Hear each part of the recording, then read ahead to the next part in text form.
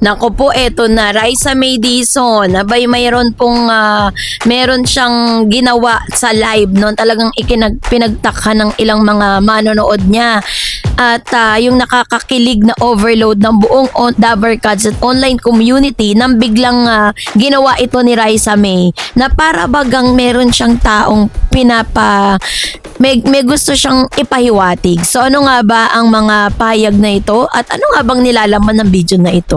So yun ang ating pag-uusapan maya-maya lang. But before that, if you haven't subscribed yet to my YouTube channel, please don't forget to like, share, and subscribe at hit mo na rin ang notification bell for more showbiz updates. So bago tayo magpatuloy, let's watch this short video clip.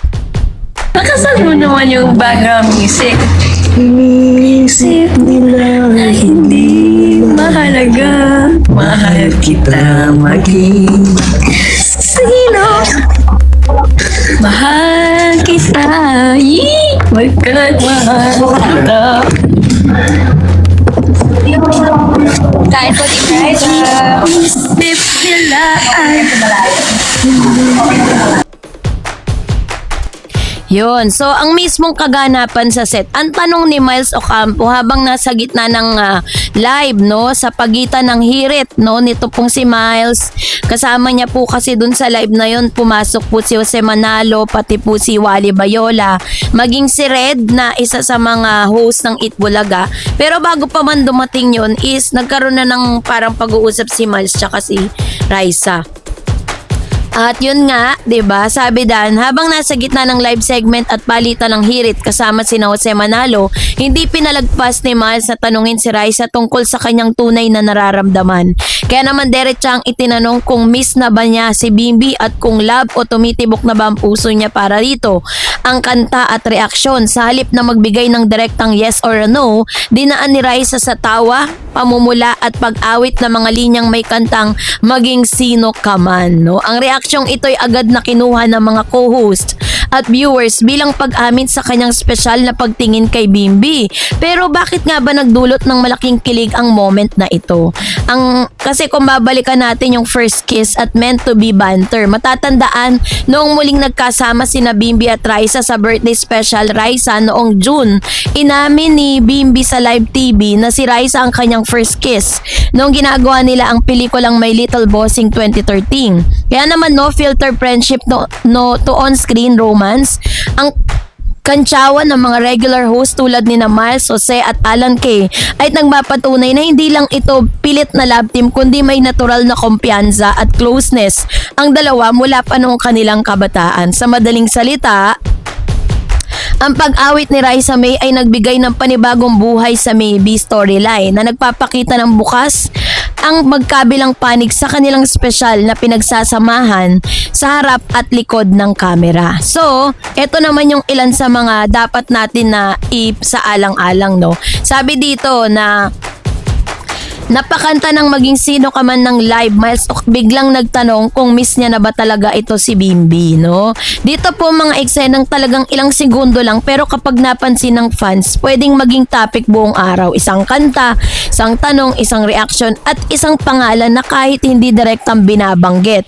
Parang may mga fans na nag-connect the dots, no? Kasi hindi naman talaga binanggit ni Miles yung pangalan ni Bimbi pero gets na natin yung mga manonood eh. Ito ang naging usapan ng napakanta si Raisa May Dizon nang maging sino ka man sa isang live moment at biglang nagkaroon ng tanong mula kay Miles Ocampo kung may namimiss ba siya. At syempre, dahil sanay na ang mga netizen sa pagbasa ng bawat tingin, ngiti at kanta at reaksyon ng mga artista or kanilang mga paborito, agad na pumasok ang tanong, teka lang, si Bimbi ba nasa isip ni Raisa? Ayan na, humanda na ang mga nakaabang sa kilig. Pero bago tayo tuluyang sumakay sa Love Story Express, linawin muna natin, ano? Kasi sa ngayon, wala pa tayong kumpirmasyon na si Bimbi Aquino nga ang tinutukoy ni Raisa May. Ang mayroon lang tayo isang public moments, isang kantang may romantic undertone, at isang tanong na madaling bigyan ng iba't ibang interpretasyon ng fans. At doon nagsisimula ang interesting part, no? Isang kanta lang pero parang may mensahe. Alam naman natin ang power ng kanta. Minsan kapag hindi natin kayang sabihin ng diretso ang nararamdaman naman natin, kanta ang nagsasalita para sa atin. 'Di ba? True yan. Kapag masaya tayo, may kanta. Kapag malungkot, may kanta. Kapag may namimiss, may kanta. 'Di ba? May playlist pa nga eh. At kapag may gustong i-associate ang fandom ng isang tao, may kanta rin. Kaya nang mapakanta si Raisa May nang maging sino ka man, hindi nakapagtataka kung bakit mabilis nagkaroon ng interpretasyon ng mga fans. Lalo na kung ang timing sa kanta ay sinundan ng tanong ni Miles. Doon nagsimula ang miss mo na ba? Ayun. At syempre, kapag narinig yan ng fandom, automatic screenshot agad, replay agad, zoom agad, analysis agad, 'di ba? Parang bawat segundo ay may sariling thesis, 'di ba? Kaya naman si Miles Ocampo biglang natanong, isa sa pinaka nakakakilig na parte para sa fans ay ang tanong mismo. Kapag may nagtanong, biglang nagtanong na, miss mo na ba? Natural lang na mapapaisip ang audience, miss ang sino? Bakit ngayon tinatanong, may context ba? May alam ba si Miles?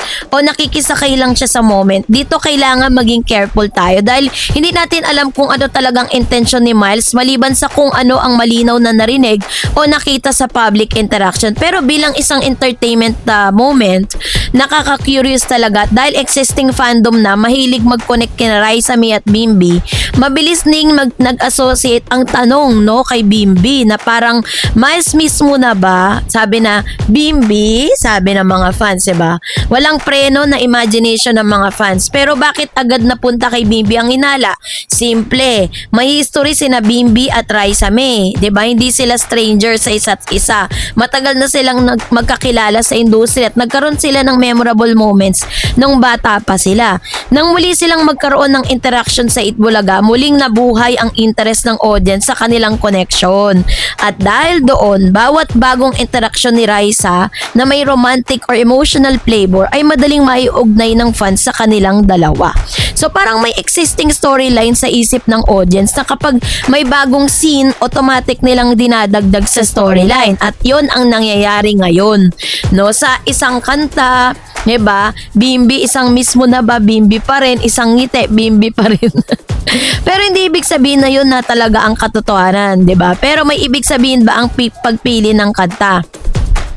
Para sa akin, ito yung magandang pag-usapan. Ang maging sino ka man ay isang kantang may emosyonal at romantic flavor. Kaya natural lang na kapag ito ang kinanta ng isang tao, may mga nakikinig na naghahanap ng meaning pero hindi automatic na kapag kumanta si Raisa ng isang romantic song ay mayroon siyang pinatatamaan. Mayroon gusto lang siyang kanta. No, maaring napili to dahil bagay sa kanyang boses. Maaring bahagi lamang ito ng kanyang entertainment moment o maaring may personal siyang asosasyon sa kanta. Hindi natin alam. At yon ang hindi natin dapat punan gamit ang sariling imagination. Pero bilang fans, pwede nating sabihin, uy, ang timing naman. Ay, yun ang fair, sabi niya, commentaries, diba?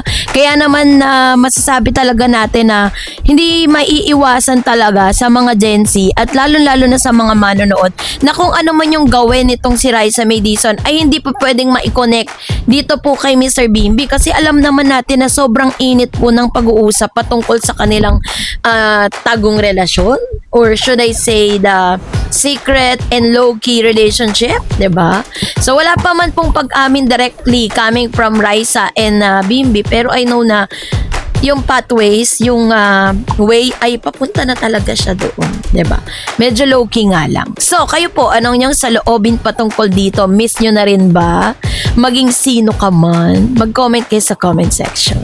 And that's it for today. For more videos and updates, please don't forget to like and subscribe and please don't forget to follow my Facebook page, Dar Eds TV and Dar Eds channel. God bless everyone.